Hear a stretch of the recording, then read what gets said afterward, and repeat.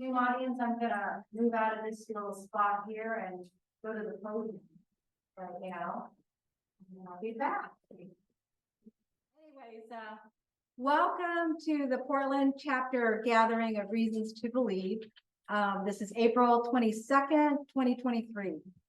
And this is our first hybrid meeting in person and our Zoom audience as well. So I hope that you guys feel comfortable and welcome. So Reasons to Believe is a science and faith organization. We strive to engage in positive conversations with knowledge, understanding, and wisdom. As a chapter of Reasons to Believe, we make every effort to help discover that sound reason and scientific research consistently affirm the truth of the Bible and the good news that it reveals. With every presentation, our goal is for you to gain key insights that you can use immediately and apply in your conversations that potentially open people up to God's existence, his character, the reliability of the Bible, and the gospel.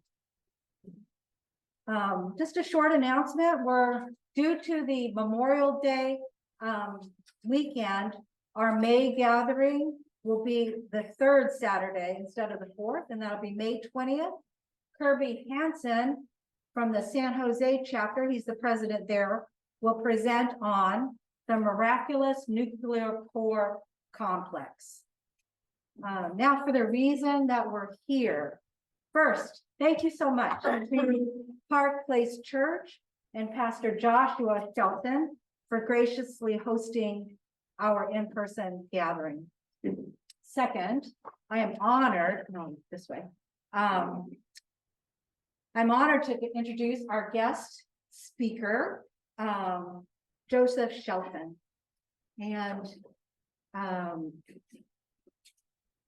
Joseph joined the Reasons to Believe Portland Chapter just in December of 2022.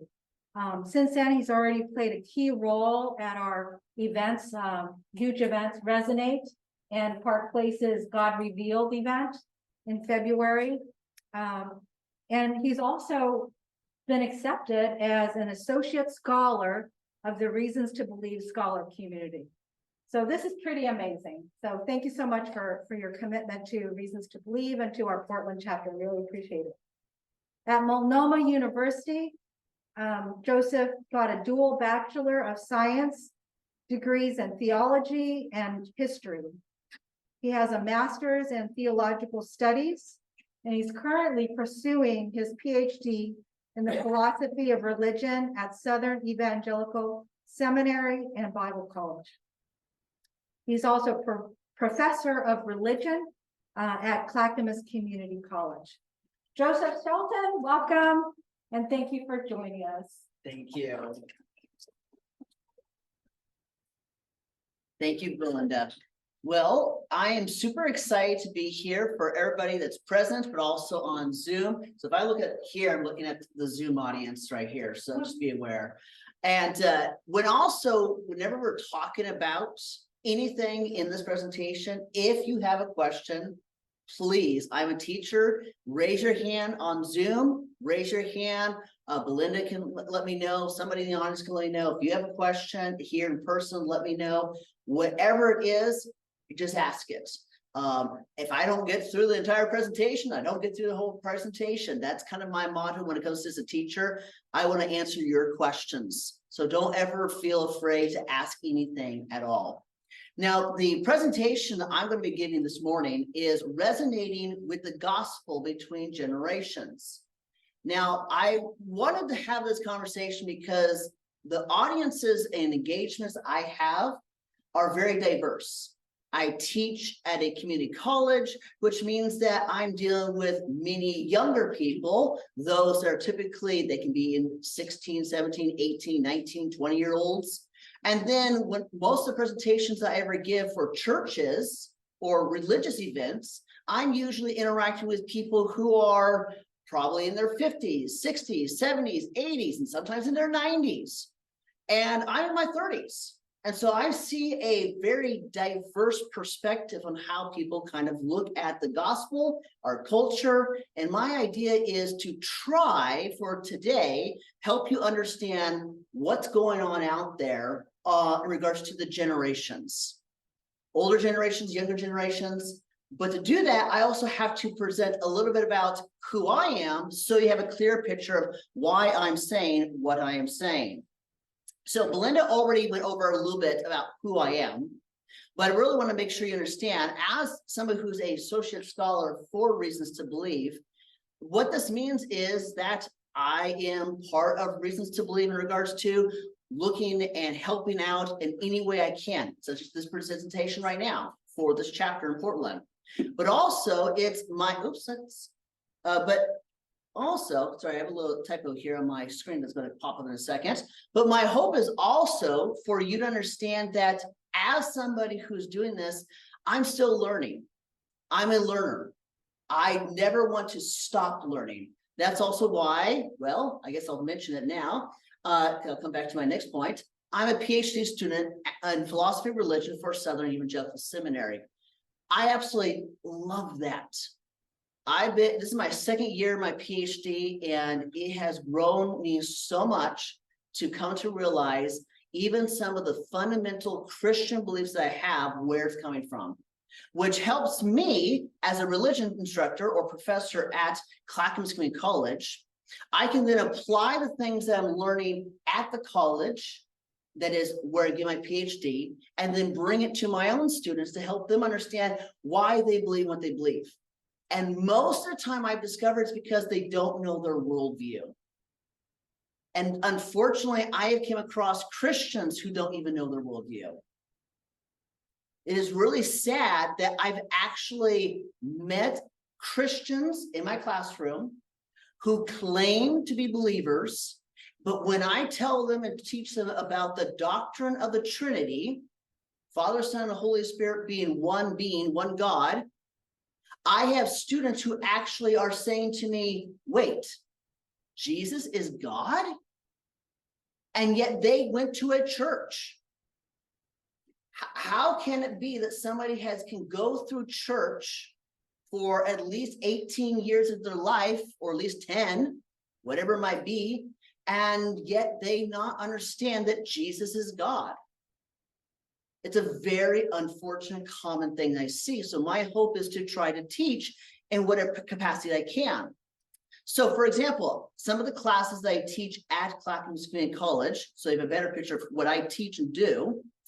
I teach courses such as Judaism and Foundation of Religion, Christianity and Islam, Asian religions, so that includes Hinduism, Buddhism, Taoism, Shintoism, Jainism. I teach world religion courses, history of Christianity, history of the Old Testament, history of the New Testament, and I teach a more philosophy course that very much connects to RTB's mission and desire, which is faith and reason.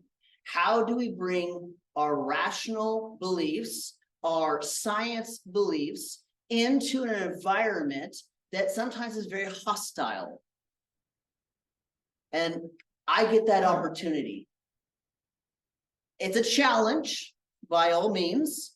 It's never easy because, unfortunately, our world, as I have found recently in my term that I'm teaching right now, I've had students who looked at me and say, nobody talks about religion in our generation. Nobody talks about religion.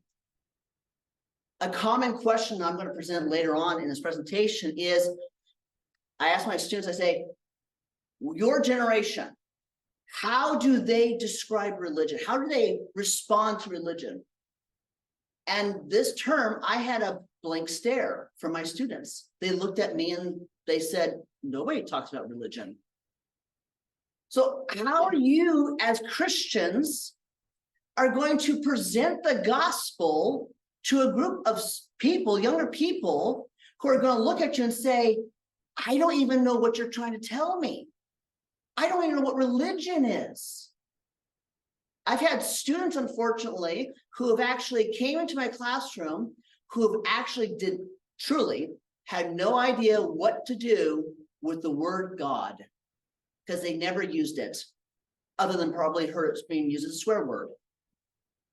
They truly don't even know what the word God meant. And we're not getting to the whole idea about, polytheistic gods, pantheism gods, or anything like that. It simply was, they didn't know what to do with the word God. How do you present the gospel about our Lord and Savior Jesus Christ to an audience who wouldn't even understand what is God? Why would I even care about God? And who is this Jesus figure, other than I see him in some pictures or once in a while on YouTube? Why would I care? Hence, this is why I have found it such a use to get my PhD at Southern Evangelical Seminary. It's been a wonderful benefit to me. Now, specifically, again, so you have a better picture of how I think and how I process, I want to actually define what is a philosophy of religion degree. Well, to start off with, we have to understand Southern Evangelical Seminary has a particular approach. Okay, first it is, and hopefully this will work, my little pin here, philosophy. Our first approach is to understand our philosophy. Because even if you have all the knowledge about the Bible, which is wonderful, that's our next point. We'll talk about theology in a second. But if you're talking to a young person, or even an older person, I've met some older people who have actually had perspectives of there is no such thing as truth. If there's no such thing as truth, how, again, are you going to present the gospel? That's just your preference. That's for you. That's your belief. This is my belief. It's subjective. It's relativistic. If you can't make an argument for why there's something called truth, then the truth of the gospel is not going to make any sense. So you need to know what you believe in. You don't have to get this deep. You don't need to know all your metaphysics and epistemology, but you might want to know a little bit about your beliefs so that you can actually answer the question, is there truth out there? Is there actually something out there objective other than our personal preference? But again, that might just be one step to help them understand there actually is something out there called truth. The next step would be theology. What positive message are you going to bring to them? What are you going to bring to the person? Because obviously you might be able to crush their own philosophy, just destroy them, get a good notch in your belt.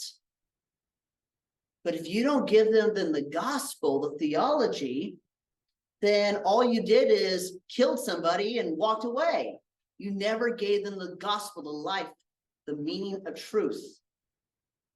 So you need to have the theology, which is then going to connect to one's apologetics.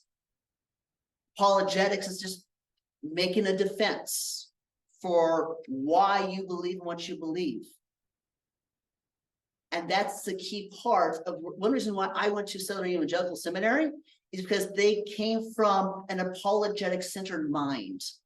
They don't want to just teach you philosophy. They don't want to just teach you theology. They want to bridge the gap between these two with apologetics. And by having defense, having arguments for why you believe, you are then able then to present the gospel even more clearer through the evangelism and discipleship, not only bringing the gospel, but helping them as they go through their life, as in ministry, helping them through discipleship. Now that's Southern Evangelical's perspective. Now I want to give you then connecting that to how the definition of philosophy of religion works. The philosophy of religion can be understood this way. It is the attempt to analyze and critically evaluate religious beliefs in terms of consistency, coherence, and reasonableness. That's a big, tall tale. You got to do a lot there. You have to analyze something, critically evaluate its positives and negatives, see whether or not it's consistent. That's one of the things you hear me in my classrooms always say, be consistent. Consistency is key. If you have a belief system that you can't actually live out, which there's a good number of worldviews out there that claim to have an idea about reality, but they don't live it out. You have to see if they're consistent. Are they coherent? Are they reasonable? Are they rational? And unfortunately, sometimes there can be Christians who will say things that are very unreasonable, that doesn't make sense, that is not fitting with the gospel of truth. And my hope and desire is in all my classrooms is to present a worldview through my life and actions that's consistent, coherent, and reasonable. Because my goal in a classroom that's very secular is to have students ask me, how is it that I can teach religion and philosophy and even talk about science and still be a Christian? How can I do that? I have to have an answer for it. And that means connected to all the studies, I have to know what my metaphysics is, how I understand reality, what's epistemology, what's knowledge, how do I know what I know? And of course, I need to know my ethics and values. How do I know good from evil? These are just basic concepts that I bring into every single classroom I ever teach. This is my hope. This is my desire. So let's try to bridge this now with the culture and the generations. Now, for this presentation, we're going to talk about religion and syncretism. We'll talk about generations that are impacted by MTD, Moralistic Therapeutic Deism, and what I call the religion of the couch, and worldviews and the gospel itself. So let's first focus on religion and syncretism. Now, to be clear, I want you to understand our world is surrounded with religions everywhere. I remember about, I think it now would have been at least 12 years ago, I had a professor at Multnomah University who actually said that give it in about 5 to 10 years, we will bluntly see religious symbols all over the place and we won't even notice it. And what's amazing, at the time, I thought, silly professor from Multnomah, you know nothing. There's no way these symbols of religion would actually be everywhere and people would just, think it as nothing. Well, I was very wrong back then, because as a teacher of religion, it's everywhere. In fact, here's a couple of my examples I like to use in the classroom. If you're familiar with the symbol of Zoroastrianism, it's an ancient Persian religion. Now, it's a religion that's kind of dualistic, meaning that has a good God and a bad God kind of in their system. And of course, Zoroastrians worship the good God.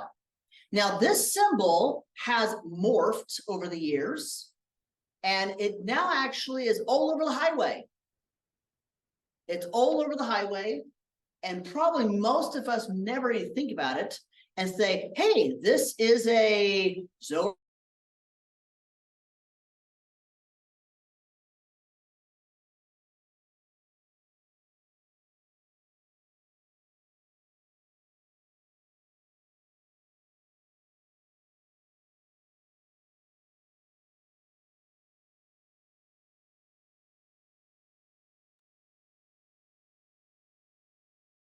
Audio went out. Yeah, audio's out. Sorry, my fault. Thank you for letting us know. Can you hear me right now? Can you Yeah, hear good to me go. again? Excellent. Okay. So I don't know where I stopped for you on Zoom, but the god of Zoroastrian is called Ahura Mazda. And that is not a coincidence. Go look it up yourself. Mazda, the car company, actually declared their car in devotion to the Zoroastrian deity Ahura Mazda. Another example, old religion everywhere. Now, here in Oregon, Clackamas Town Center has a awesome Thai food place that I love and my sister loves it. We like to eat it a lot. Well, interesting enough, right next to the cash register, hopefully you can see this, there is a little tip jar right next to it. Now, at the time, I wasn't too sure, like, what is this, what's going on? So I decided to ask the people behind the cash register, what is this? What is this statue here? I see this female statue. What is it? It looks like a goddess. What is it? What religion would it be? And at first, they had no idea. They had no idea. Well, they finally talked to somebody in the back, and it happened to be a Southeastern Asian Buddhist god. Now, some of you might be familiar with enough Buddhism to realize, well, wait a second, I thought Buddhism was like atheistic or something like that. Well, one version of Buddhism is, there's three major versions. The two predominant ones are Theravada Buddhism, and that's actually the more technically called non-theistic. It's Siddhartha Gautama, the Buddha himself. He actually argued that there's no reason to worship the gods or talk to the gods or even care about the gods, because the gods themselves want to get out of this world. They want to get nirvana too. So why talk to them? They're not going to help you. And so Theravada Buddhism is the more non-theistic or atheistic version of Buddhism. But the predominant form of Buddhism that you will find in America, specifically on the west coast of the United States, is called Mahayana Buddhism. And that's the predominant form of Buddhism around the world. And it's very polytheistic, many gods. And here we have a Southeastern Asian Buddhist Mahayana deity inside a tip jar inside Clackamas Town Center Mall at this Thai food restaurant. And the person who gave that dollar bill without even realizing it, yes, they were probably being nice. They just want to give a tip there. They provided an offering to the goddess without even noticing it. Because the goddess's role is to give a blessing to you, the person who's getting the food, and then the person who is then getting the money, they're supposed to be blessed by this goddess. There's an exchange going on here. And people don't even recognize it. Another quick example that I like to use is on 213, which is a highway here in Oregon, that if you're driving south from here, from Oregon City, there's a huge statue of a Hindu god. I don't have an actual picture of it. It's on somebody's personal property, but it's a big statue, and people don't even notice it, and people don't even see it. But it's a big statue of probably Vishnu or Krishna. I don't know which god it is. But it's a big statue. And yet people drive by and don't even pay attention. Now, the reason why I bring this up is because I have noticed something specifically in the West Coast, in my classes that I've taught, and what I've seen around the United States is something very interesting. Have we become more atheistic is a common question I get. And my answer is no. No, we are not becoming more atheistic as a culture. I say our culture is not becoming less religious, but I have noticed, in fact, that we're becoming more religious. It's merely the traditional forms of religion are changing from their historical narrative, which just means that the people that you interact with, the younger people you interact with, or even the older people you interact with, they're practicing something called syncretism. Syncretism. I find even atheists practicing syncretism. What it means is they take one worldview, whatever that might be, then they take another worldview, they pick and choose what they want, and they create their own worldview. In many cases, they create their own religion. If you have, for example, somebody claiming to be a Christian, and yet they also like Buddhism, and they like maybe some Native American traditional practices as well, they're practicing their own religion. That's not Christianity, that's not Buddhism, that's not Native Americanism at all. They're mixing the different beliefs together. Too often, you might find somebody inconsistent because they're practicing many different beliefs. I had one person I met on an airplane one time. She claimed to be a person who was a Native American Buddhist Christian. I don't know how you combine all those together. And yet that's what she claims. I've met atheists who, even though they do not believe in God, they believe in crystals. They believe in spirits. They believe in impersonal forces out there. So just because they're an atheist doesn't mean they're denying everything. You have to be very careful about the people you're interacting with, because sometimes they're just practicing syncretism, which I personally, this is my personal opinion on here, I believe that's the #1 growing religion in the world. The #1 growing religion in the world is syncretism, because you can mix anything you want, anything you want. And sadly, there's a lot of Christians out there that like to mix their own beliefs with other beliefs as well. So, how does this then connect to the generations? Well, it connects with it in regards to something called MTD, and what I call religion of the couch. Let me give you a case study question that I commonly ask my students. I ask my students this question. I say, generally speaking, how would you describe the perspectives of religion according to the millennial generation and Generation Z? I commonly ask that question, and I could say in the past that students would tell me different views. Sometimes they claim to believe in it, but they don't act consistently, or they'll act in some way that it's kind of like repulsive to me because they're too outspoken, whatever it might be. They'll give me different responses. But it's so sad. As somebody who teaches religion, I've been teaching religion now for almost 10 years now, 9.5 years teaching religion. And now I've seen a situation where today, students don't know how to answer this question because they're not talking about religion. They're not talking about it at all. I had a student who was an atheist, a true devout atheist. He was taking one of my classes, and he came afterwards to talk to me because he said, I don't know what to do with your class, Mr. Shelton. I don't know what to do with it. I said, why? What's the matter?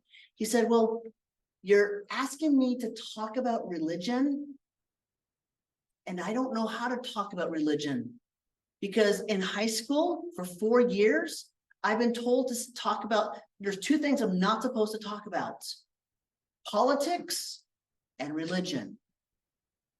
I don't know what to do in this classroom. I don't know what to say.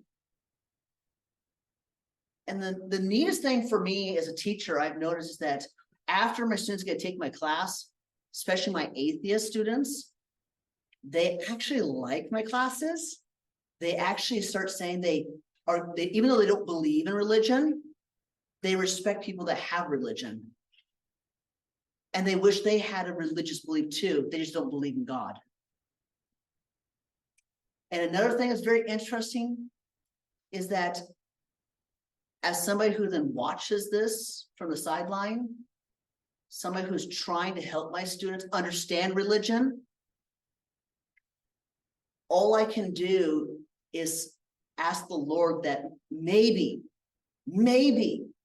I planted a seed, and someday that will sprout. Somebody maybe will put some manure down, somebody put some fertilizer down, somebody put down some water, and eventually by the work of the Spirit, that seed will sprout. But unfortunately, most of the time, if you're engaging with the younger generation, don't be surprised when they look at you with a blank stare. Or they might just object completely because they don't believe in truth. They don't believe that you can actually say you know something.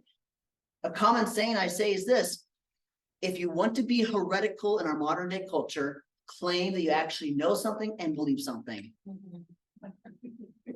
That's the great heresy of today. Believe in something and knowing that you actually know what you believe.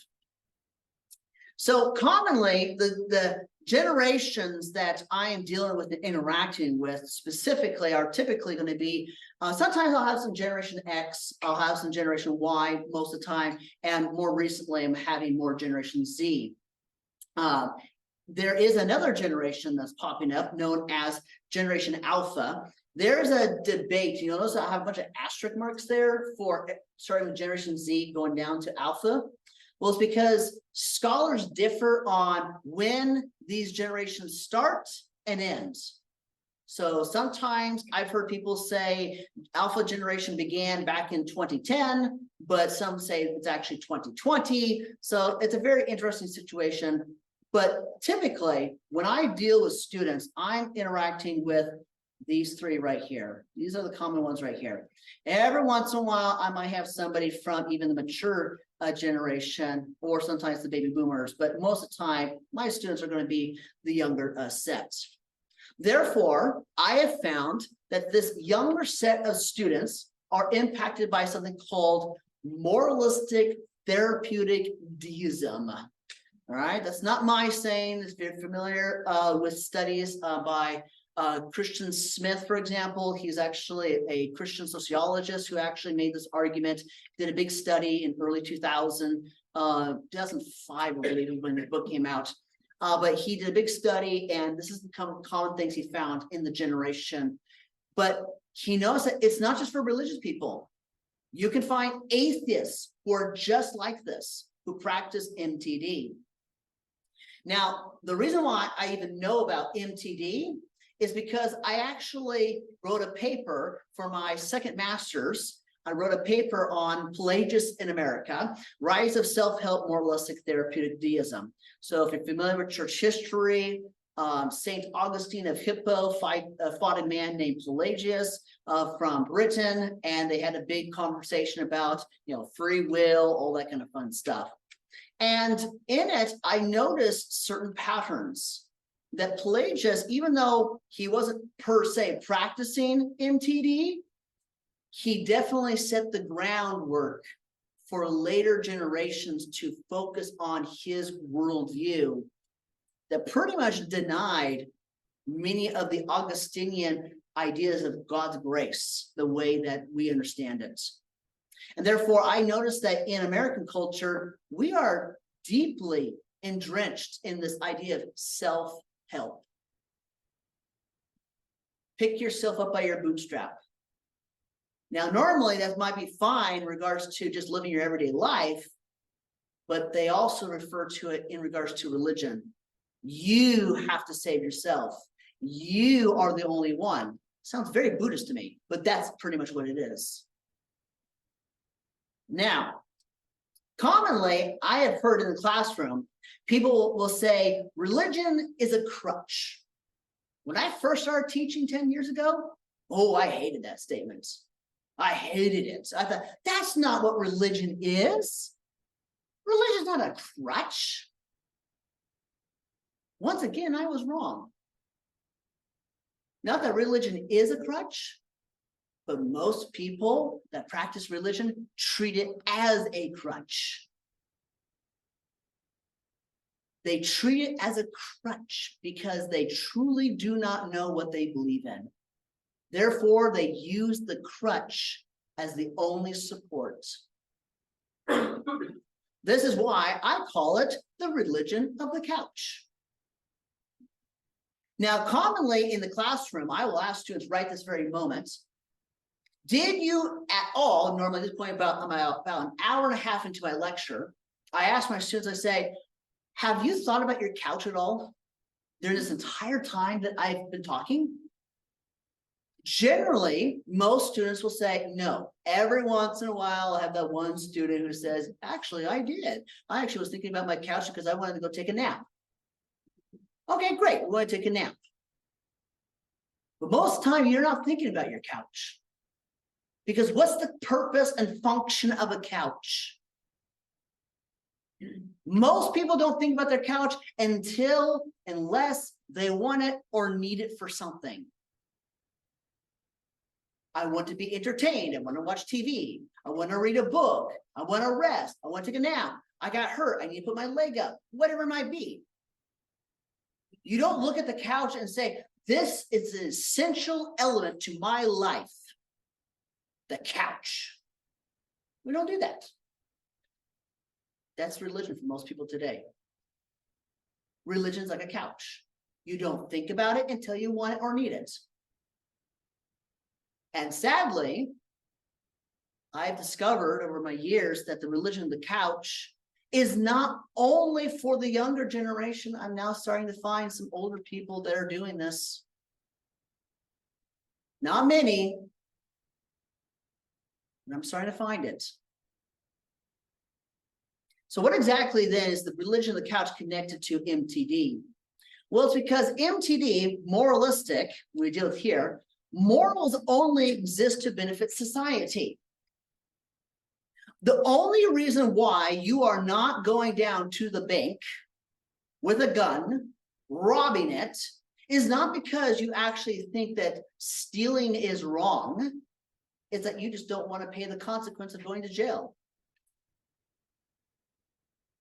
The only reason why you go online to steal somebody else's product, movie, television show, whatever it might be, without paying for it, is because guess what? They can't protect themselves.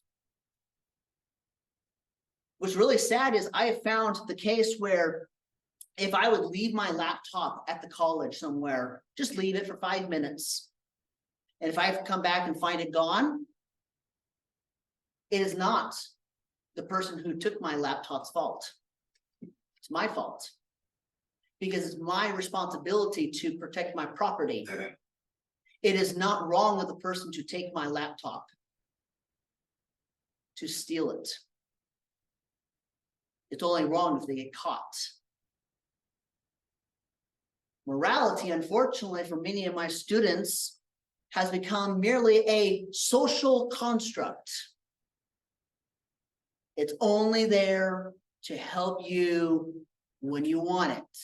Otherwise, there really is not anything out there called thou shalt not steal. Unless it's in a legal book somewhere in Oregon or wherever you're at in the world. Then, okay, we'll have to accept that. But it's not because it's actually objective. It's there just to benefit you and society. The therapeutic side of this is where I find a lot, even when pastors give sermons, I can hear this. Religion exists to make people feel better when life gets tough.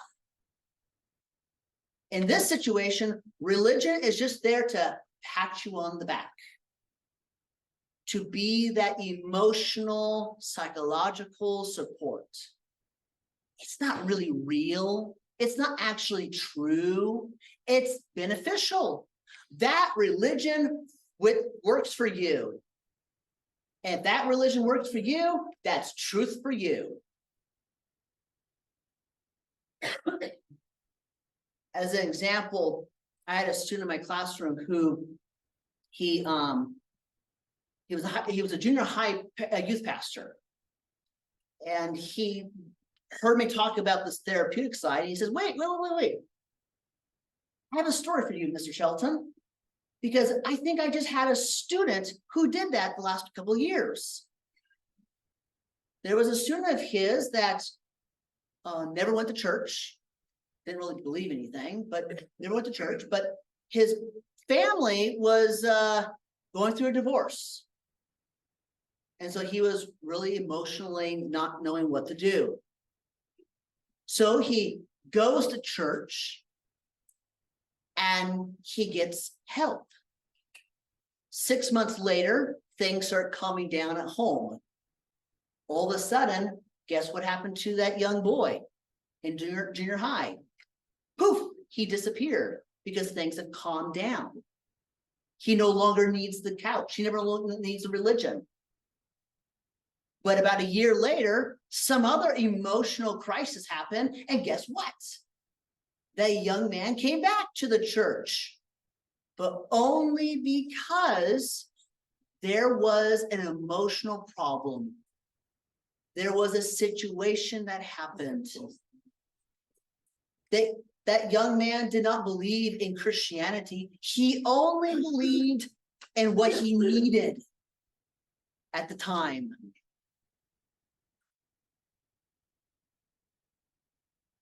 The next, really sad situation, the deistic aspect. God or a higher power may exist. Many of my students actually who practice MTD may even believe in a God, believe in a higher power. But that God or higher power does not involve himself unless called upon. In this sense, religion has turned into a genie. God's a genie for people. You're only there to ask for help when you want it. Now, typically in classical deism, there's a big barrier between God and the universe. Normally, God and the universe aren't connected. And unfortunately for deism, is that it's coming back. It used to be some of our founding fathers like Thomas Jefferson, Benjamin Franklin, for example, they were some classical deists. And those ideas are coming back, but they're coming back in new ways. And what they mean by that is that they believe that God exists, but that God should not ask me to do anything. God, don't get involved in my life. Don't make me go somewhere. Don't make me go do that thing. This is my life. I got free will. Let me do what I want. But all of a sudden, that person has some life crisis that happens. God, why did you allow this to happen? Why did you do this to me? God's doomed. He's told, don't get involved in your life. And then when God doesn't get involved in your life to protect you, you blame God for it. If you do treat religion like a couch, you're going to be treating it in such a way that will make God and religion into a couch. Because it just, in the simplest way to say it this way, it's all about me. That's what religion has turned into. Religion is narcissistic. Which religion fits my style, my life, my worldviews? Will it be convenient?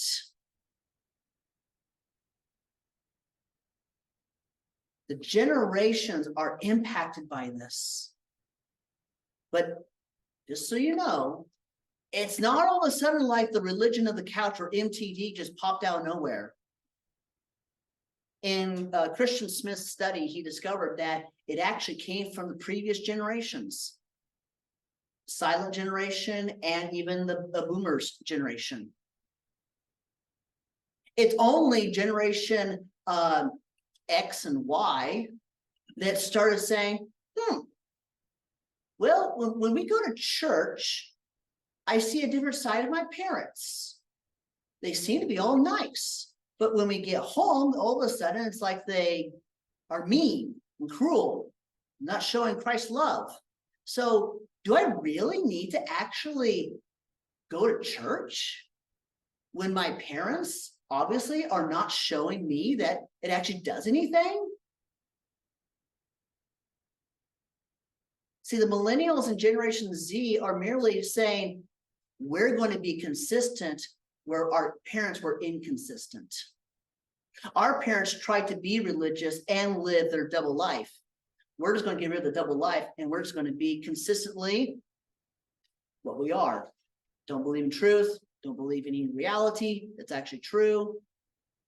And morality obviously didn't impact my parents.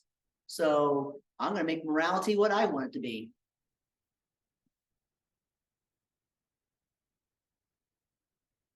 In connection to this is called postmodernism. We've had a shift in our culture for the last couple of 100 years. In regards to worldviews, there's periods called pre-modern, modern, and postmodern. Now, about 400 years ago was called pre-modern thoughts. They saw reality as both spiritual and material, and they recognized that the supreme or final authority was God and his word, okay, some supernatural realm. Modernism arose in the 1700s up to the 20th century, and their view of reality was understood to be just material, just the physical world around us, materialism. And therefore, science became the final authority for most people. Science was the game. That is, how do you know right from wrong? Science will prove it. Science is the objective. Postmodernism is where we're at today. Well, postmodernism says the view of reality is of the mind. It's not actually physical. It's just my mind. And the final authority, the autonomous sovereign self. I become the sovereign. I am the one who's in charge. In fact, if you listen to many of our modern social issues that are going on, whatever might be the situation, if you listen very carefully, many of those who make arguments in regards to, for example, like transgenderism, are making arguments from a postmodern worldview, not from a modern perspective. So if you're having an argument or a debate over that particular issue, just be aware. You might be thinking within more of a modern mindset, while they're thinking in a postmodern mindset. And by the way, my specific generation, the millennials, were deeply impacted by postmodernism. And I tell my students every day, I fight every single day not to be postmodern. It's everywhere. But I have to fight it every day not to be postmodern. And of course, if you're familiar with this, there's another movement, transhumanism, which one day will take the idea of postmodernism and to create the Homo Deus. We will transform ourselves to no longer be, well, Homo sapiens, the wise, rational human, the wise, rational man. In fact, we'll turn ourselves into the God man. In case you don't remember this in your hypostatic union Christian history theology, that's what we call Jesus, the God man. There are scholars today who want to make it so that we will become the God man, that our minds could be imported, transported, uploaded, downloaded, whatever terminology you want to express it, into computers, into machines, whatever it might be. Because guess what? The only reality that exists is the human mind, not your body. Your body is not what makes you human, only your mind. And if you really get into the history of philosophy, there's a guy named René Descartes who said, I think, therefore I am. Even though René Descartes did not make an argument for Homo Deus, his form of idealism of the mind is merely a conclusion of Homo Deus. It's just an application of I think, therefore I am. My last section is now going to be on worldviews and the gospel. Let's try to put all the pieces together now. In regards to worldviews, let's define what a worldview is and why it's important to understand your perspective.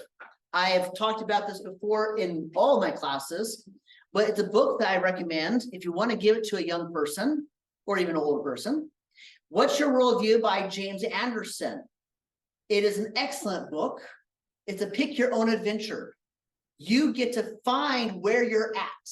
You answer certain questions, yes or no, and it gets you to other places in the book to eventually find your worldview.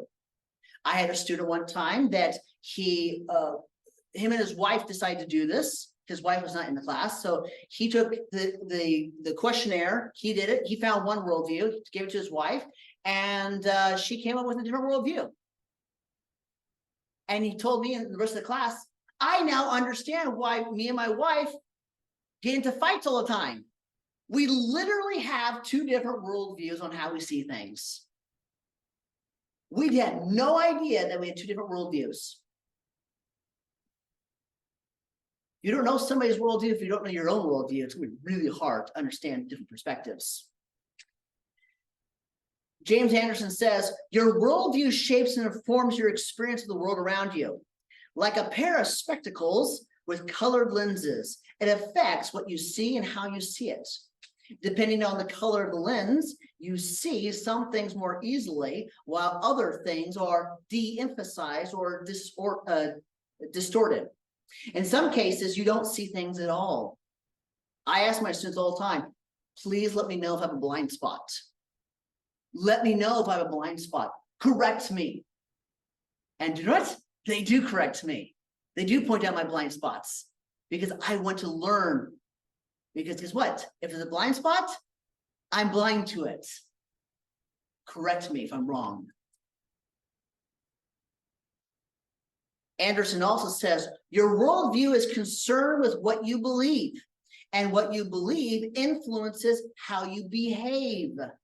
If it matters what you believe, then surely it matters what your worldview you have, precisely because your worldview reflects your most significant and influential beliefs, and those beliefs have implications for almost everything else you believe. Your worldview concerns what you think about matters of ultimate importance, matters that affect your entire outlook on life. Your basic view of the world shapes how you feel about the world and how you engage with the world. As an example, we're Christians. Did you know that your perspective of eschatology, the end times, shapes on how you actually engage the world around you? Your own view of how and when Jesus comes impacts how you then live your life. It's amazing. Your worldview, your beliefs impacts you so much. And unfortunately, we don't even pay attention. Therefore, your worldview will influence how you see and understand the people you meet. In order to understand religious and philosophical beliefs, you must know what your worldview is and the gospel. If you don't know what the gospel is, how will you ever be able to tell somebody about what you believe in? I remember growing up, people saying all the time, be prepared to know the gospel and present it to somebody. I remember, boy, that seems scary. Because I thought the gospel was some big and expansive thing, you know, all the theology out there. It's very simple. It's a very simple gospel. Let me use one example here from Jesus himself. John chapter 14, verse 6. Jesus says, I am the way, the truth, and the life. No one comes to the Father except through me. You claim, now listen very carefully. Listen to how like an atheist or some other worldview would hear you. You're claiming that the God who made everything, the God who is life itself, took on human flesh that he created, lived inside a virgin, went through the birth canal, grew up, ate, went to the bathroom, had to learn in knowledge and wisdom, and eventually one day die on a Roman crucifix for your sins? And then you claim that 3 days later, he rose from the dead for your resurrection. That's a big claim. That's why Paul says in 1 Corinthians chapter 1 that it's foolishness to the world what you proclaim.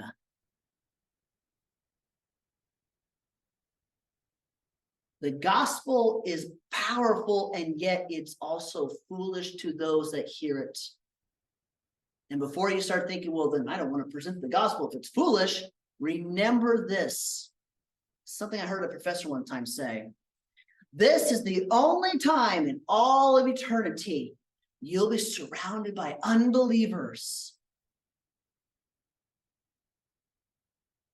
So share the gospel when you can, whether in word or in deed. Share the gospel, because this is the only time you get to be with non-believers. We're all Christians here. And guess what? We're stuck with each other. We're going to be with each other forever. But there are people probably we know in our family, in our work, wherever we go, that people don't know the gospel. And in this short life, this will be your only time to get to be with them. So use your time wisely. And even Jesus himself says, what? Therefore, go and make disciples of all the nations, baptizing them in the name of the Father and the Son and the Holy Spirit, and teaching them to obey everything I have commanded you. And surely I am with you always to the very end of the age. So however long it takes for Jesus to eventually come, he is with us, and he tells us to go make disciples, we baptize them, we teach them. But of course, it's scary to share the gospel. I know that. It just is. What normally stops us from teaching the gospel of truth to people? Two things. Typically, it's a lack of knowledge of the gospel, and it's fear of others. If you don't know the gospel, how will you share it to a younger generation? How will you share it to an older generation? If you don't know the gospel and you're afraid of the very thing that you're proclaiming, well, let me try to encourage you in some capacity. 1 Peter 3:15 says, what? Always be prepared to give an answer to everyone who asks you to give the reason for the hope that you have, but do this with gentleness and respect. We're told to be prepared. That means it's going to take time to study, to research, to meditate on God's word, so that when people look at you, you can give them an answer. Which I hope when my students find out that I'm a Christian, they can recognize and ask the question, how can you be a Christian and teach all these beliefs? Fear of others. Again, I want to encourage you. 1 John chapter 4, verse 18. There is no fear in love, but perfect love drives out fear, because fear has to do with punishment. The one who fears is not made perfect in love. There is nothing to fear in regards to sharing the gospel. If you have the love of Christ, perfect love will drive out that fear because you truly love them. 2 books I highly recommend for you in regards to communication. One called Listening and Caring Skills by John Savage. This is a more of a technical book on how to engage people at the small group level, but I use it every day in my classrooms. Highly recommend it. Excellent skills to learn how to communicate without even getting into fights, so you don't get into fights with people. I love it. And then, of course, many of you might be familiar with Gregory Cowkell's tactics books. I use that also in the classroom all the time, because the goal is learning how to draw out a conversation without causing fear. Therefore, we study worldviews and generational beliefs to know what they truly believe, in order that we may share and communicate in perfect love the truth of the gospel, who is Jesus Christ. And that's, we got you. That is everything for my presentation. Thank you, everybody. Okay.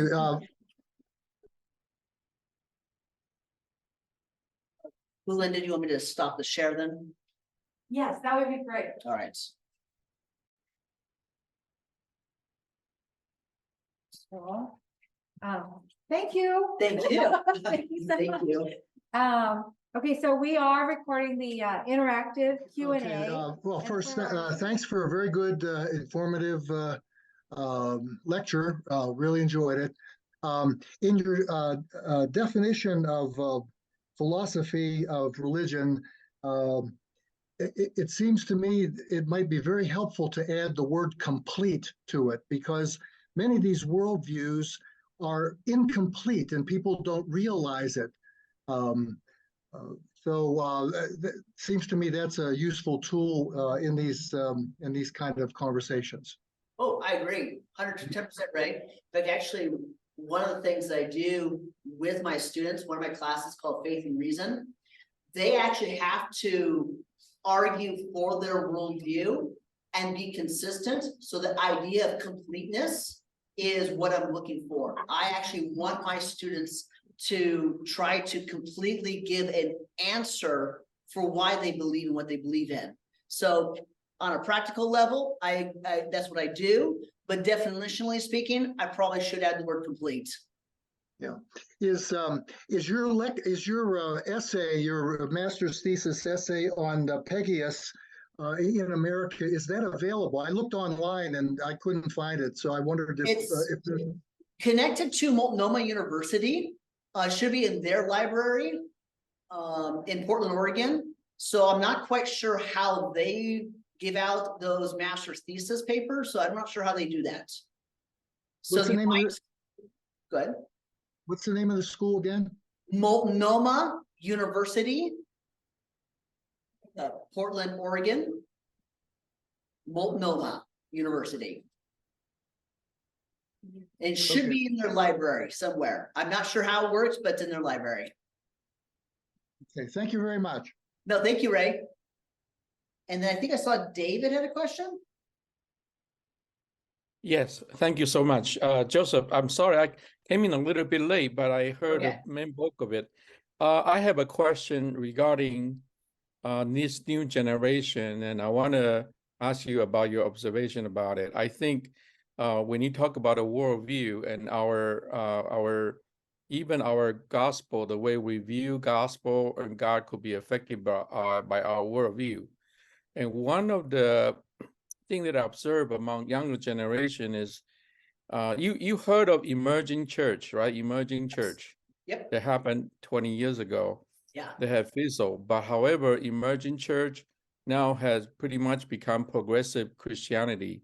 So what progressive Christianity, one of the main point is also they kind of take on some of the contemporary postmodern view into what they believe is the gospel.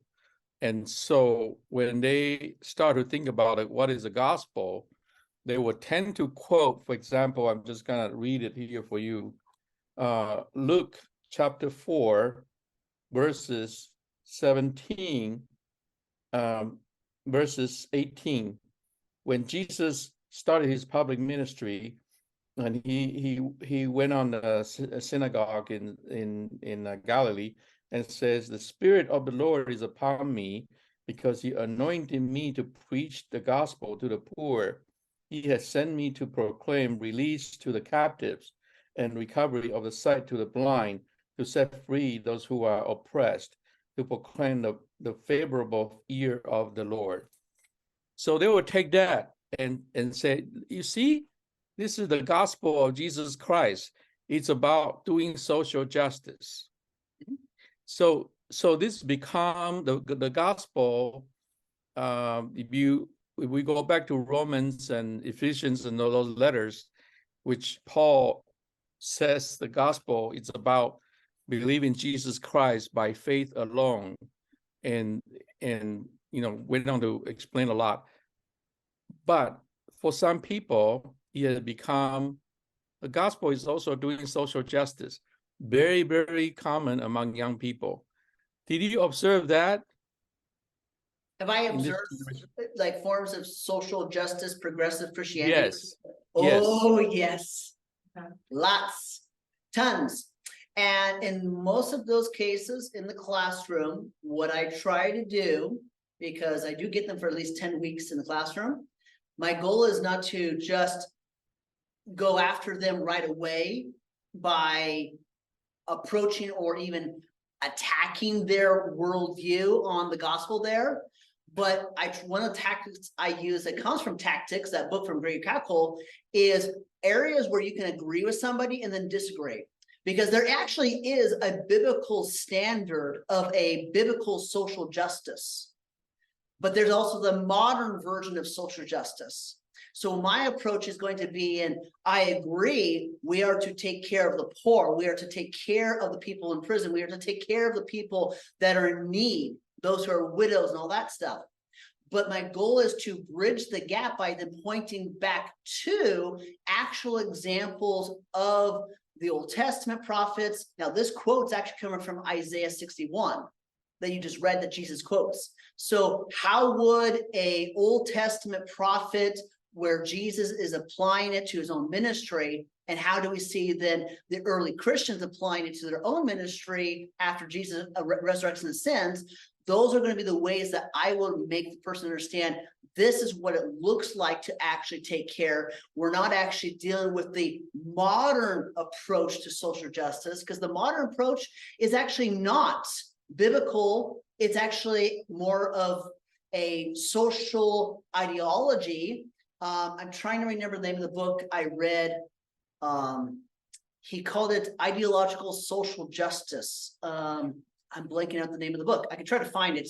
But he actually makes the argument that what you see today, it's an ideology, an actual separate worldview, the progressive idea there. So therefore, it's actually not even close to the Bible. So the goal would be for me in the classroom to show biblical examples and then show them that what you're doing over here is actually not what the Bible's claiming here. So that's how I approach that subject. But otherwise, I can't always get them to understand the gospel in the way that I understand biblically what it means, because they already are entrenched with a particular worldview. So my goal is to be that example for them so they understand, no, this is actually what it looks like. So Thank you.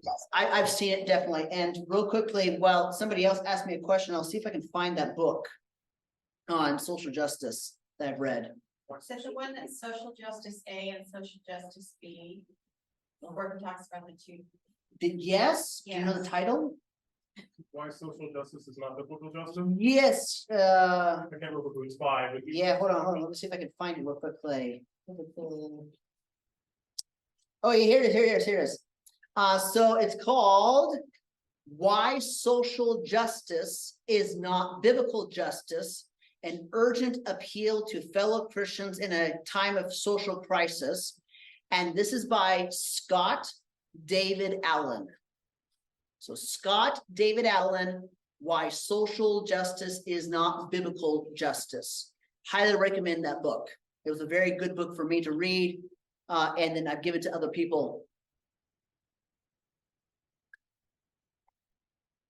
All right, I guess, Steve, then you're Thank you. next.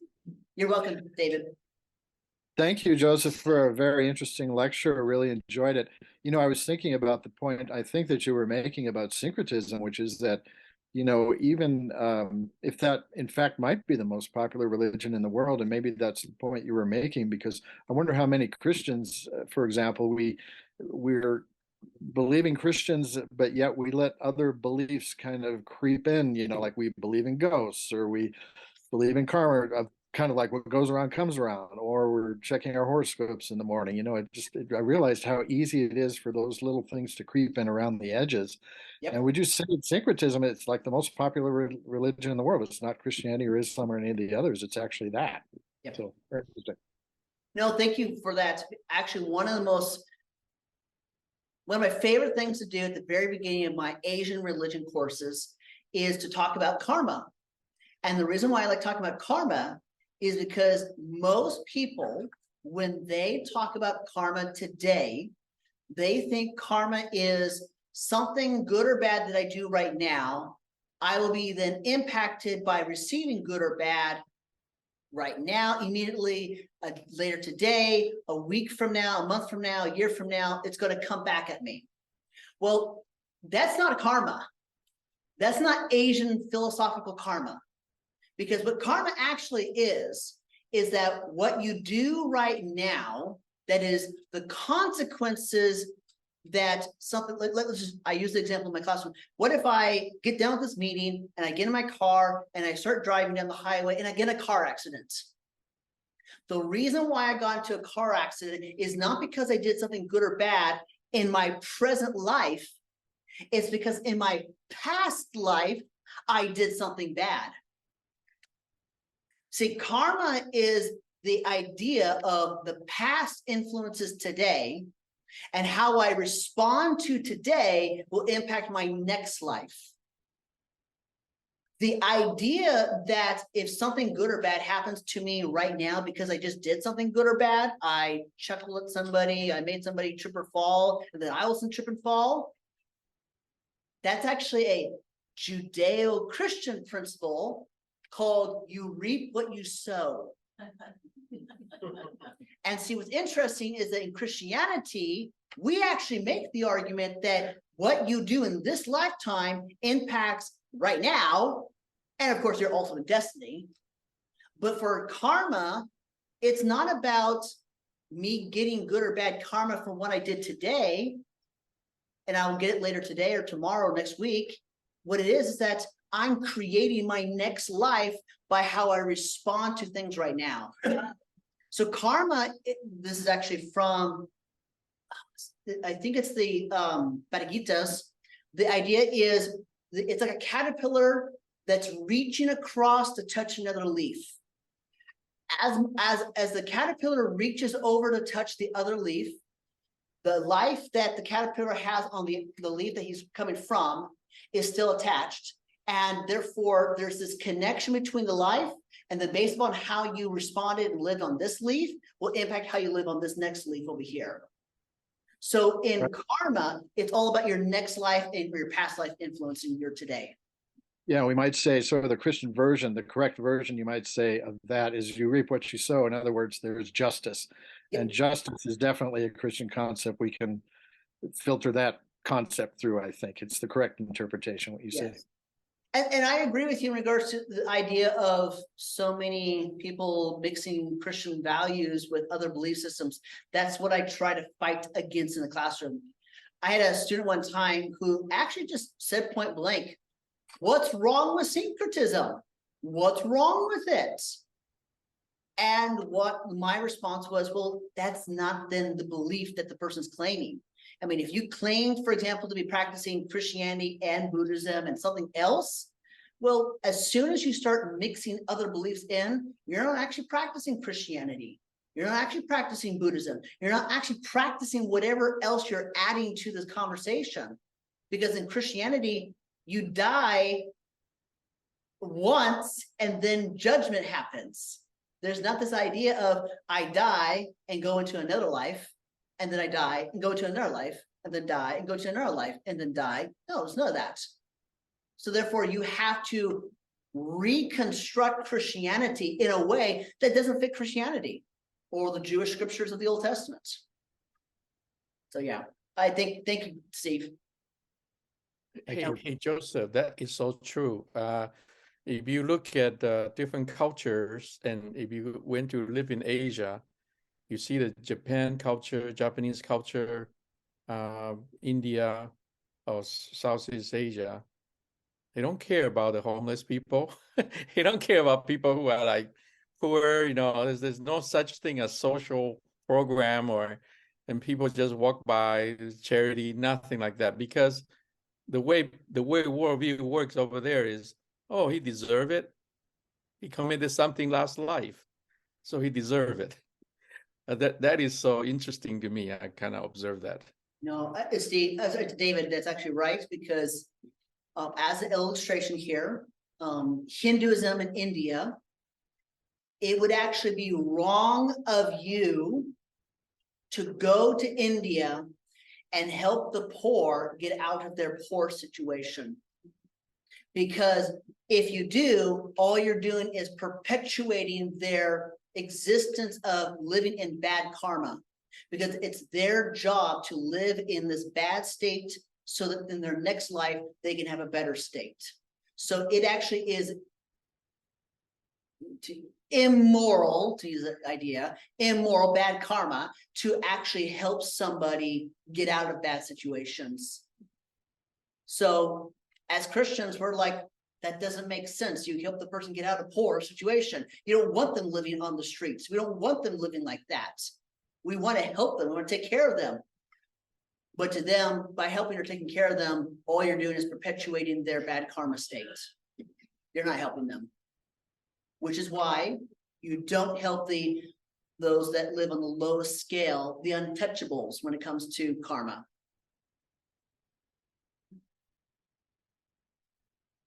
Anyone from the in-person audience? Yeah, any persons? Ask a question or make a statement?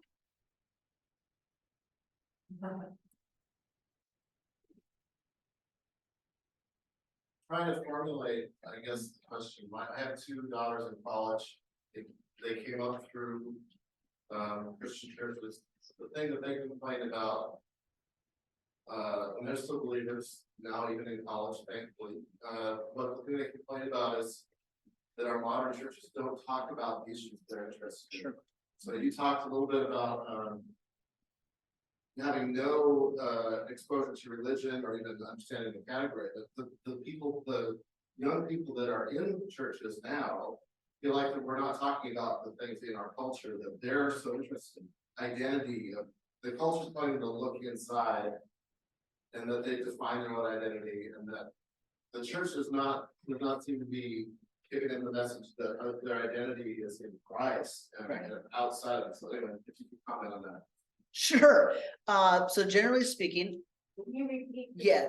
Okay, so the comments was regards to our modern day church, not really sharing what the younger people need to hear in regards to like an identity being in Christ.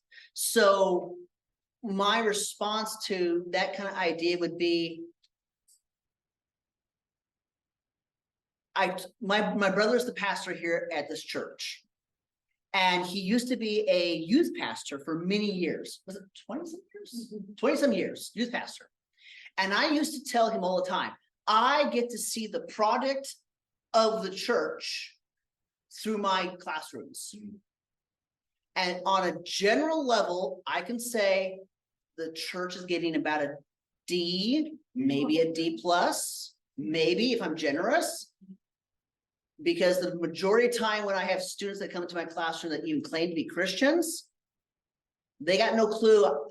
I mean, if I was an atheist teaching religion at the college, oh man, it is so easy to mold their minds. I used to call it the God syndrome, meaning my students would look at me as if I was a God, that I knew all the answers. And so it's so easy to influence, impact, change their mind in such a way that they would just absolutely say, oh my goodness, he must know everything, therefore atheism must be correct. Absolutely. And the reason why I say that is because the church is not actually creating a foundation that they can actually then have to go into the school and talk to a very educated secular professor who is so good at tearing down your beliefs. We're not making, I mean, we get them for 18 some years before they go to college. And yet we are not making them be able to answer questions by the time they get to college. And so I have always told my brother, we need to go deeper. In fact, in a way, RTB is one of those ways as a church, we are trying to go deeper in helping our congregation to go and understand the gospel more, other than just hearing a sermon, hearing a Sunday school. You know, I teach the Sunday school here. And I love teaching the Sunday school here. It's been a great time. You know, we also have another guy, Pastor Carl, and so he gets a teacher as well for Sunday school. And we're trying to go deeper. We're trying to give the tools for the congregation so that they can then give to others. Well, that's great for a Sunday. But what about the other 6.5, time of the week? We need to try to make it so that our congregation and the young people recognize and see our parents are the first example of the faith. And this is why I love Deuteronomy chapter 6, because it's the parents who are supposed to be talking about the gospels all the time, talking about the law of God, talking about these things whenever you're walking, whenever you're eating, even when you're going to bed. You should be talking about God. Well, the church and the parents aren't doing their duty. And that's what I have seen from my level as a teacher. That's what I've been seeing in the church. That is in the classroom, the people that come from churches. It's very sad. That doesn't mean we can't change it.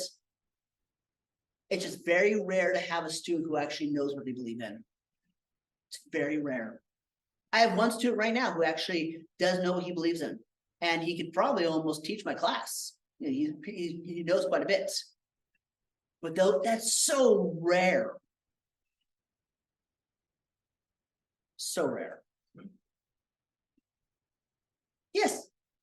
So, you talked about the gospel. Let's imagine you're on an elevator, starting at the first floor, heading up to the 15th floor. Can you give an elevator speech version of the gospel for us? What would be your version of it? Wow. Well, that would be sure. If I was on the elevator on the first floor and I was going up to which floor? You gotta have enough time to you can pick the time. 20th floor. 20th floor, going to 20th floor. So from the first floor to the 20th floor, how do I share the gospel in that amount of time? Assuming somebody has to. Yeah.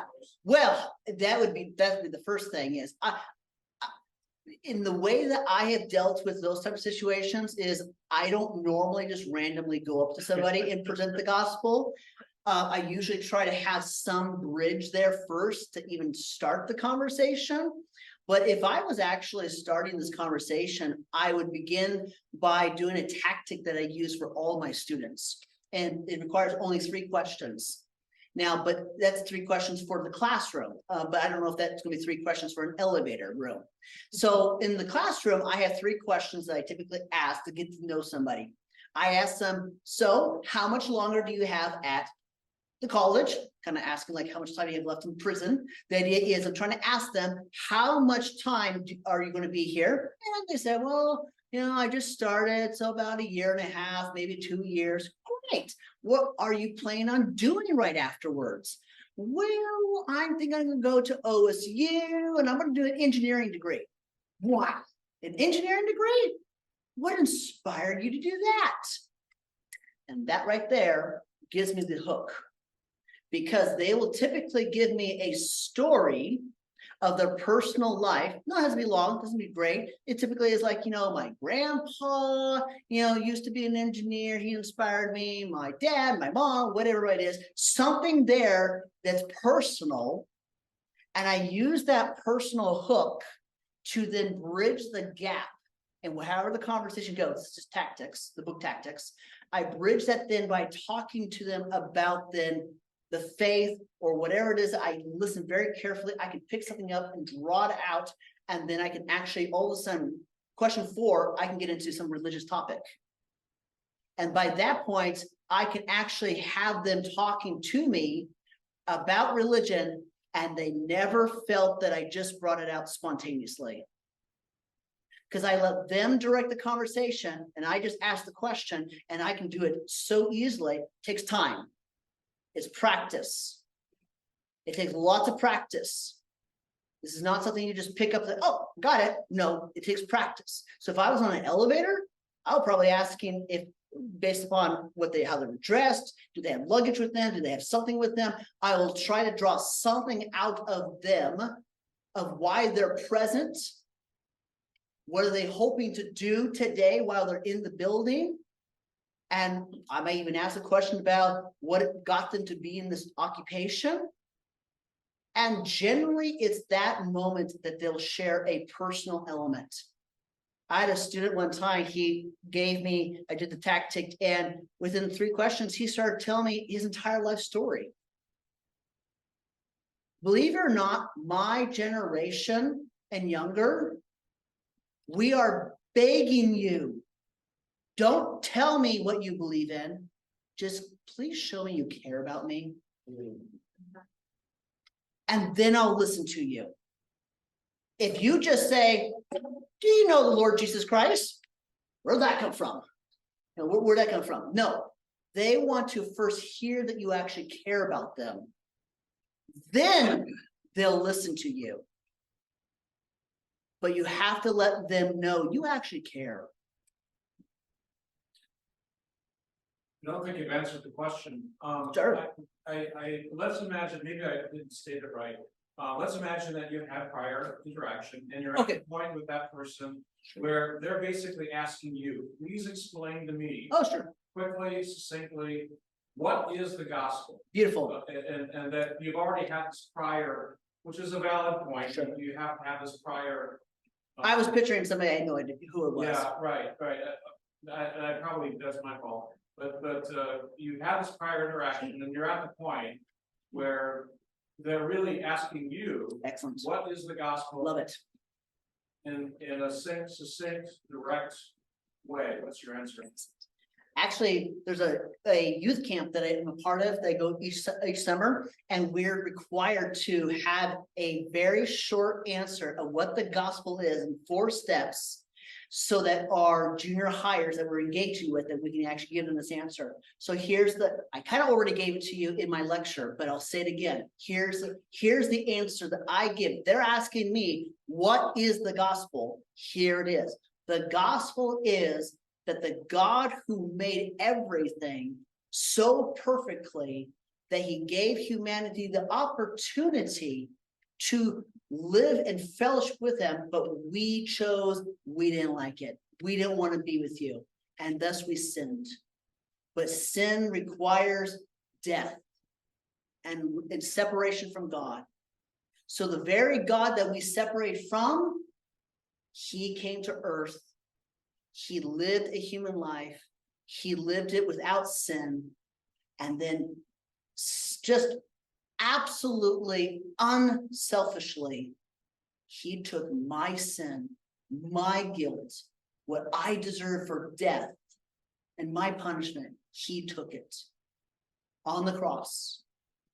He died on the cross for my sin. He then rose again on the 3rd day for my resurrection. Because what it means to be human is my soul and it's my body.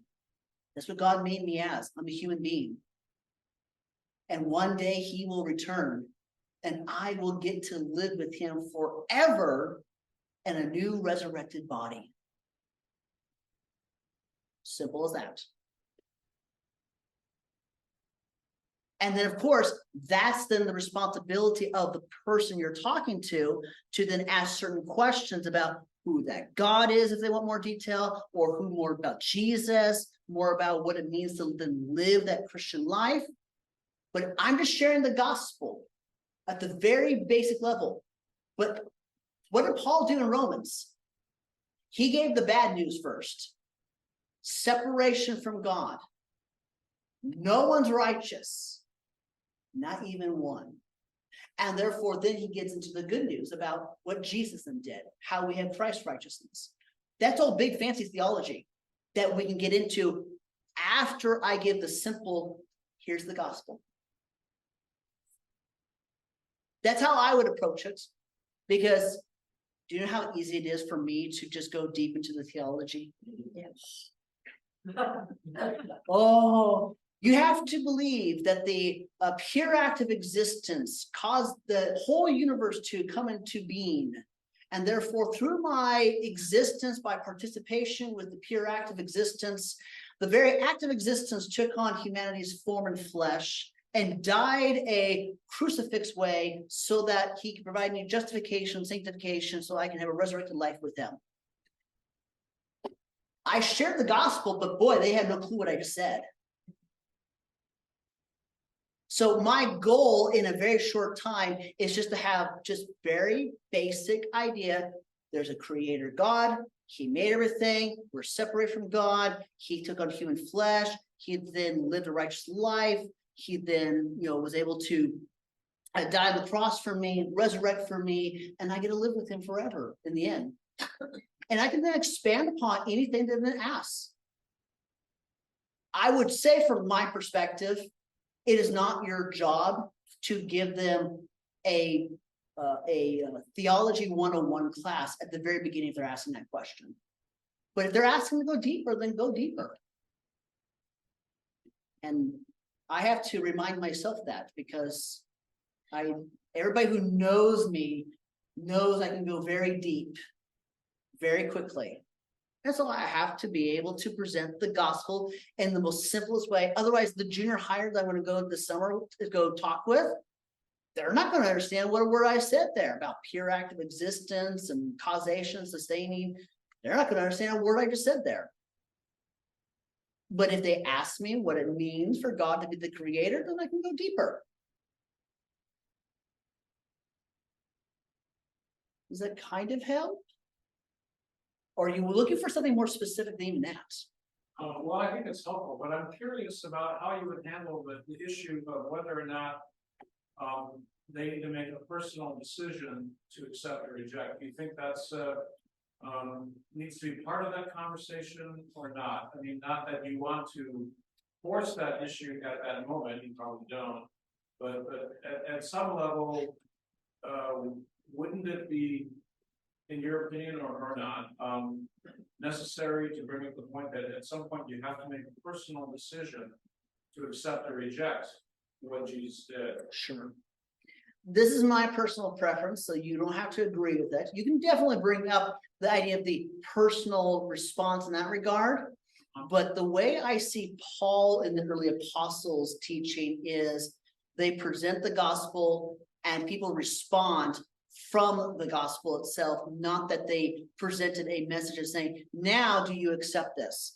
There's always the idea of when Paul, for example, my favorite scene is in Acts chapter 17. He's at, in Athens, and he's presenting the gospel, presentation. And what happens in every single one of these events? People respond either positively or negatively, but he never says, now do you accept the gospel, that kind of stuff. No, he doesn't do that. He presents the gospel for what it is, and there's always then the response. So when I then present the gospel to people, my goal is to, here it is. What do you think about it? Positive response, negative response, answering questions, whatever it might be. Then, if the conversation progresses as we go along, then that might be then the opportunity, the next sentence, the next statement, or 5 minutes, or the next time I see you. That's when then you present then the idea of, have you thought about or are willing to embrace and accept this God who actually died for you and for your sins? So the personal idea, I will not automatically bring it up right away because I do not see the apostles doing it. So my goal is to bring the presentation of the gospel and have people respond. And then as time goes on, I will then present the idea of, are you going to respond to it? Because what did happen at the very end of Peter's first sermon he ever gave? He gave this huge sermon at Pentecost. And it wasn't until the very end he's done. And what does everybody do? What must we do to be saved? That's what you want them to do. You want them to have that response. He never said, now are you willing to accept this? No, he never gave that. He presented the gospel, then they responded. He then gives them, this is what you must do. I'm a big believer on allowing the other person drive the conversation. Because they the whole time feel like they're in control, when the whole actual time, you're just laying the rails out for them to go on the rail track. You're leading them, and that they think they're driving the train. That's how I do it. Because also it's not my responsibility to save every person. That's the job of the Holy Spirit. Hence, I can only plant seeds. I can only do what I can do as a human being. And therefore, I will do what I can as a ambassador for Christ in that regard. Yes, David, and forgive me real quickly. I want to make sure, Belinda, if let me say, if Yeah, people you- are willing to leave. Yeah, we want to honor your time. So if you need to leave at all, then you're welcome to leave. You're welcome to stay. We'll stay for a little bit longer. So yeah. So if you have any further questions, but yeah, it's already 11:40. So you guys stay or go? Yes. Yeah. But and as a teacher, I have Zoom meetings that this is what happens sometimes. We will have these conversations. We'll have like deadlines, like we need to be done at this point, and the conversation just keeps on going. That's so common. So, but if you need to leave, you're more than happy to leave. Otherwise, David, the floor is yours. Thank you, Joseph. Yeah, excellent. I do have a question, and this is not a particular thing, but the general feeling, and tell me if I'm correct. I feel, or my perception of this younger generation is like hopeless. Like our country's Christianity is in decline. The worldview is all screwed up. I don't know how can Christianity have a revival again. Is that a wrong perception, or that is just because I'm kind of old, I'm used to more traditional Christianity, and then it's like the content is the same, it's just a different way of worshiping God or different way. What do you is that I'm wrong? Am I wrong concept, or what is it? This is how I see it. Point out the Asbury revival that just happened. Oh, yeah, Asbury revival. Yeah. Happened with David, have you heard or at least seen some of the Asbury? Yes. Yeah, Yes.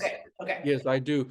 But because I live in the West Coast, and so are you, and West Coast is so liberal, and every year I see, when we have some worldview, it reflect into our voting in our political Sure. movement.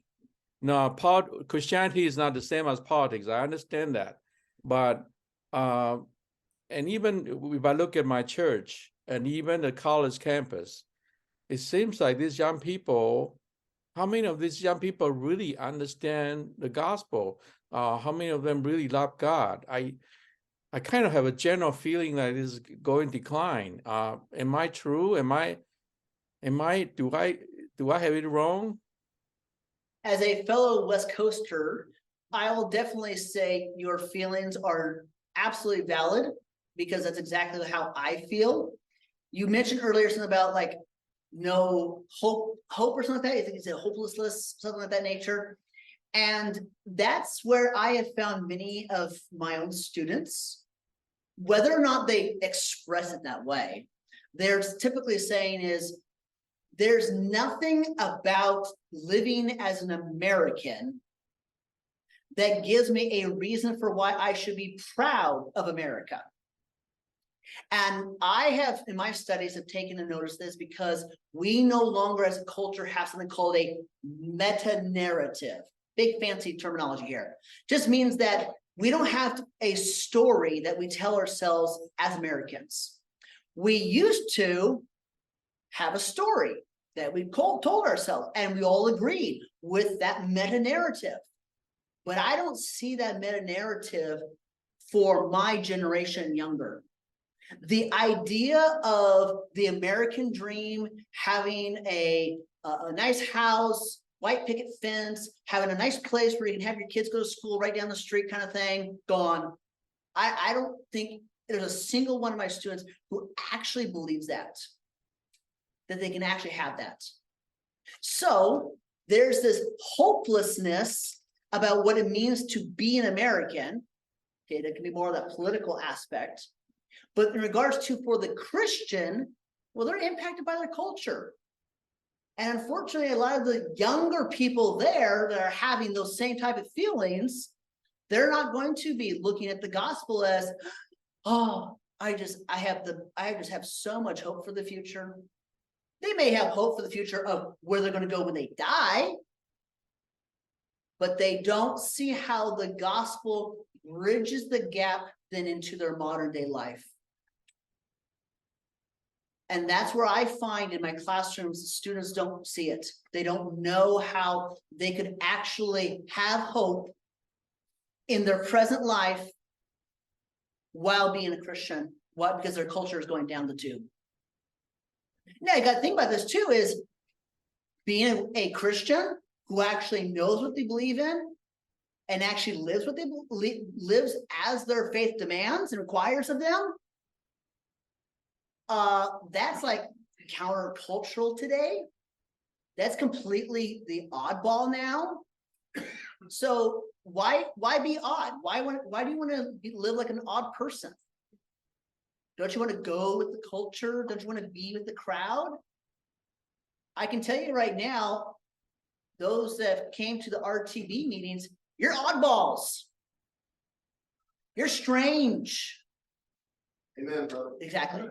We're odd here. So that being the case, I have to somehow or another in my conversations, through my words and through my actions and through my life, I have to present a hope while there is literally, to most of my students, no hope out there. Which is what my hope is then, that they'll respond like 1 Peter 3:15. They'll ask me, why do I have this kind of hope? Even though it can be very hard as an American to even think that our culture is going to go anywhere positive in the next 5, 10, 20 years. Do you know what's really hard for me, David, is I can see so much exciting things that our culture is up to right now when it comes to like technology. But at the same time, I'm just like, oh my goodness gracious, I can see all the bad stuff we can do with this too. So I'm excited and scared to death of what we could do. And that's where, I don't want to become schizophrenic, but that's where this idea of, I don't know where the balance is in our culture today. Because we don't have a meta narrative of what it means to be an American that we can tell ourselves. It's so hard. If I ask my students what it means to be an American today, or even be like a Christian, I can tell you right now, every single student will give me a different answer. I would get a different answer from every single person. Go ahead, David. Okay, thank you. Thank you, it's me again. Thank you. Thank you so much for your comment. I appreciate that. That's the reason why I asked the question, why those people come to RTVs are all old people. You know, just look around. And how many young people are RTB chapters and come to it faithfully. I wish more young people can come, because you know, we, like you said, we live in a time when it's postmodern, and the reason, which is what RTB is based on, reason is gone out of the window. It's all about feeling. It's all about, you know, what is my identity, what I feel inside. But then on the other hand, you know, I being the first generation immigrant, I come here and I have view of the two world that I live in. I can appreciate America. I'm proud to be American. I think this country is great because I know the other side is like, and I feel like many young people have nothing to compare to. And few of them have ever lived overseas in another country, know the other system. They just don't know how good they have it. And even True. I see that with the young people that I hire, millennials who I hire to work for me, they basically don't have the same work ethics as our generation. We used to be, you know, working hard, appreciate what we are given. Yeah. The young people don't appreciate. They just want to get, and then what can I? When can I take vacation and get it for free? I mean, I really don't know how to turn around, and I don't know if that's because of a family wasn't teaching it, the brokenness of the family in our society. I really don't know, but that's my perception. No, I love that. You're correct. I love your observation. And what's really interesting is you mentioned work ethic. There's a book that I was reading last summer, I think it was, and I had no idea about this. Did you know that work ethic about going to work on time and doing the work that you actually are required to do is actually from a Christian, Judeo-Christian worldview perspective. I had no idea. Going to work and actually doing your job on the time you're supposed to be there, that's a Judeo-Christian value. And if you're finding people that are not coming on time, or they're just lazy while they're working, it's because they're not being impacted by our Christian principles, our Christian values. And unfortunately, I think that's where we as Christians, somehow or another, we need to give that hope that's needed. We don't have, I don't want to say this in a disrespectful way. The past few generations did not give the American people the hope that we should have held on to, that previous generations had. And therefore, there's no need to hold on to Christianity, because Christianity doesn't give me anything to live by. Which is why I said earlier, it's the previous couple of generations that weren't living up to the standard that they supposedly were claiming by going to church on Sunday. And now we're practicing MTD, Moralistic Therapeutic Deism, on a wide scale practice with the younger generations. Well, unfortunately, that's just all part of the conversation, which is we're not telling our culture by our lifestyle any reasons for why we should accept them. We're pretty much just saying, do as we say, not as we act. And so that's all part of that story. Thank you, David.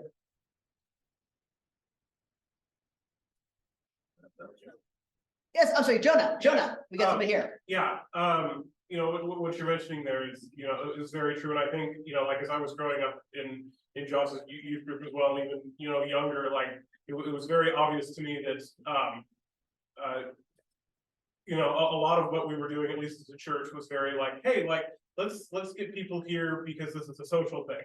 It very much growing up for me, it was, hey, this is, you know, there's something social going on. You should come to this social thing. And I think I've seen as people get busier and as they grow up and they get into the, you know, the high school age and the college age, they say, okay, well, I have other social things that I do. And these other social things are more important. It doesn't go beyond that for them, even though they might claim Christianity, whether nominally or actually, that this is something that's not worth my time more than something else that I might be doing. And so I think that's another thing that wasn't emphasized by our parents, and oh, shoot, we overslept, I guess we're just not going today, you know, because we'd rather go to the first hour, not the second hour, or, you know, whatever the case may be. And so when it's not emphasized, this is more important than we're just going to, you know, see our friends and, hey, we're taking you to youth group so we can go and have dinner and you can hang out with your friends, you know, it's got to be more than that. And I think that was something else that was lost, especially on Generation Z, as we're growing up and going to college, because then we don't pursue a church when we go away. No, I agree. And if I may use you, Jonah, as my example, as I commonly do,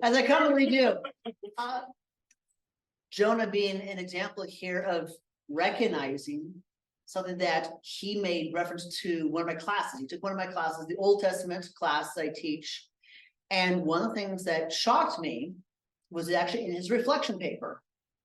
And what he said in his reflection paper is he grew up in the church, but he never had heard or learned about the subjects and the material, specifically about the covenants of God in the Old Testament. He never saw it. He never heard it, especially in the way that I structured my courses.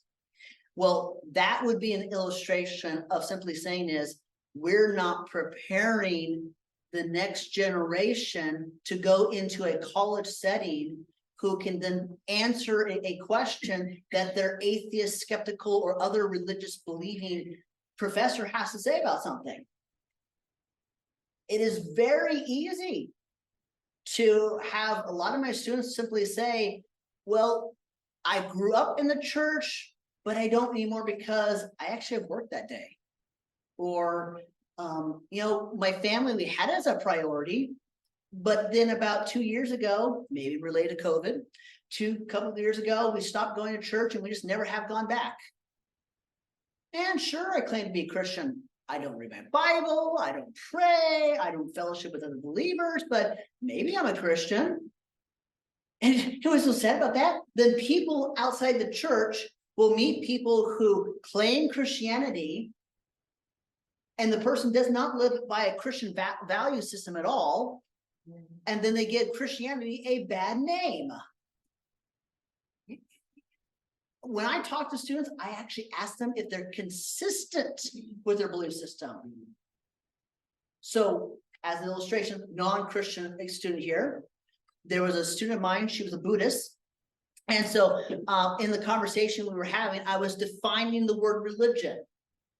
She didn't raise her hand and she said, Mr. Shelton, according to the definition you're giving me, which was simply to say that religion is more than just a hobby, that religion actually requires you to live it out, you know, every day. It's not just something you just do every once in a while.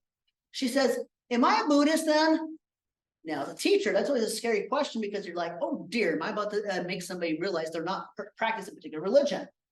So I asked her, well, what do you mean by your Buddhism then? What is it? And she said, well, I go to the Buddhist temple maybe once or twice a year, but I never practice meditations. I never think about my Buddhism. I never really do anything with Buddhism except maybe once or twice a year with my family. And I said, you are right. You're not a Buddhist. She would be giving Buddhism a bad name. If people looked at her and said, that's what Buddhism is, that's incorrect. That's not Buddhism. So if you're meeting people that claim to be Christians and they're not going to church, they're not reading the Bible, they never think about God, they're not even listening to lectures or podcasts or anything like that, whatever it might be they do for their spiritual devotion, whatever. If they're not doing that, are they really representing the faith? Another great example is one of the first questions I ever ask a Muslim when I come in contact with them, I ask them, do you say the prayers? That's how you know if you're actually dealing with a true devout Muslim or not. If they say the prayers 5 times a day, you're actually dealing with a true Muslim. If they don't, you're dealing with a nominal Muslim, name only. And there's a lot of name only Christians out there, a lot of nominal Christians. And so as our culture lives our life, we wonder why we have such a bad rap. Yes. At the beginning, when you showed us Southern evangelical seminaries across the 4 different things, being philosophy, theology, apologetics, and discipleship. And what I'm hearing is that I think we're so short-sighted in the church that Christianity begins and ends with the sinner's prayer. And it's not an on-ramp to a life of discipleship, which as a 2-7 instructor, and we have this wheel illustration, which involves prayer, evangelism, the word, and I can't remember the 4th one right now. You're good. On the spot. But anyways, that's the problem, is that we talk about the fear of presenting our faith to someone for 2 reasons. One is a lack of knowledge, and the other is just fear of man, both of which evaporate with a great discipleship program. Absolutely. And so what you're doing here teaching Sunday school is powerful, but kids aren't being discipled. Correct. And with the lack of knowledge, what we know is that they perish. And so what would be your, as you're encouraging all of us that came today, what is your encouragement for us both as parents are not discipled and then they are not discipling their children? The parents who are discipled do disciple their children. Correct. Just what I'd love to see some encouragement in that area, because all of this knowledge without application and submission in our everyday life to the Lordship of Christ, it's dead. Oh, it is. Yeah. Faith without works is dead, Yeah. James. Can you repeat the? Sure. There was so much there. Sorry, could you actually summarize what you said, and then I'll summarize it so everybody can hear? Yeah, I guess I was making a case for the fact that we aren't seeing a fully orbed. Yeah, discipleship Yeah, aspect. Okay, discipleship and what your Okay, encouragement so would be for us. we're not seeing, okay, so it's great, this is all great information, this is all great, but the church seems to be a little short-sighted in regards to doing the practice of discipleship. Because if parents are discipled, they'll disciple their children, and that's the process. Well, one of the things that I would ask, and please, with all my great respect for everybody that's in here that is much older than me, please disciple the next generation. We are asking as young people, we're asking you, even though we don't want to say it out loud. We want you to talk to us. We want you to be a mentor. There's a reason why people online go to all of those like Peterson, what's his name? What was that? The guy who's always on he's a sociologist. Whatever his name is. People are going to online and they're finding male mentors to essentially disciple them about how to live life. I've had students of mine come and ask me, what does it mean to be a man? They want to know, what does it mean to be a man? Specifically for the guys, we need mentors. We need people to disciple us. Older people, not our own age. Not our age, somebody much older. We want that, even though we'll never say it out loud. And we might even push back a little bit because it's not part of how we think we're supposed to live. So I would say, whatever that looks like. I mean, even Paul, I can't remember if it's in Timothy or something like that. Paul spoke about the older women in the church. Go mentor and disciple the younger women out there. They need you. They need you. And I was apply that to every guy as well. Otherwise, you're going to have that lack of application there. We want somebody to hold us, help us, and guide us. But unfortunately, every example we have doesn't seem to last very long, or it's not very healthy. Because then what happens is, what do you see on social line? You're just a boomer. Why listen to you old people there? Because you did not make a good reason for why I should listen to you.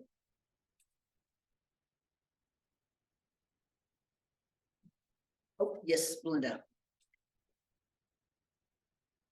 Thanks for that question. I just wanted to add one thing that to answer that was like to be more open and aware of where actually God has already placed you, in your circle of influence.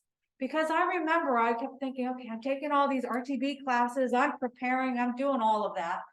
But, God, when am I going to use it?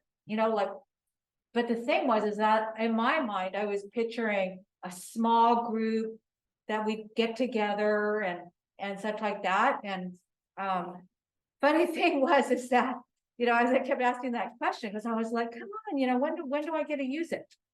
And I don't know if you guys ever get this kind of thing where God kind of like just hits you upside the head a little bit. And I was sitting among these young ladies who I had invited, to my home to have their kids swim in the pool and such. And he was just like, look right here, and so I think that discipleship, we have to be kind of aware of it, that's what we're called to, and be open to the people that actually God has already placed in your lives. And that's what with the Portland chapter, I really am hoping that as you learn some information, as you gain understanding, that you actually use it the same day. You know, that you open your eyes to those people that God has actually planned and put in your life and start using it in practice. That's my thought. Oh, I love that. I love that. I'm not asking or am I necessarily advocating that you have to go find it in that sense of like, oh, I gotta go do an extra activity. But I definitely would say is similar to what Belinda said, God's probably already shown you some area that you can be of use. And I will apologize, but my battery is, my laptop is actually saying battery is running low. We've talked so long. So I guess, do we want to wrap things up? And if So everybody, thank you so much. Yeah. go ahead, real quick, Joseph. I'm gonna say a very quick prayer and then we'll be done. Heavenly Father, thank you for this day. We thank you for this opportunity we've had to just go into deeper thoughts and reflect on our own lives, but also to understand more about the gospel and just recognizing the different generations and Lord ways and tools and ideas of how we can share and present the gospel to those that we come in contact with. Thank you, Lord, for all you've given us. In Jesus' name, amen. Thank you, everybody. Thank you. Thank you.